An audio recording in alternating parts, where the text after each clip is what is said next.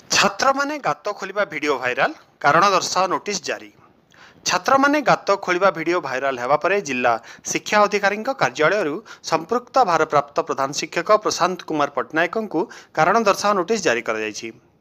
Patangi block अंतर्गत रालेगेड़ा सरकारी UG high school uniform पिंधि छात्र माने गात खोलुवा एक वीडियो सोशल मीडिया रे भाइराल हेउछि।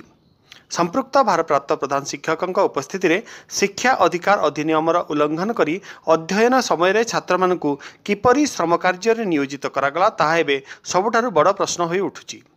कोरापुट जिलापाल भी कीर्ति भासन निर्देश अनुसार जिला शिक्षा अधिकारी प्रशांत कुमार महांती भारप्राप्त प्रधान शिक्षक को गत 27 तारिख में कारण दर्शाओ नोटिस जारी करथिबा अतिरिक्त जिला शिक्षा अधिकारी अर्पिता प्रधान कहिसंती।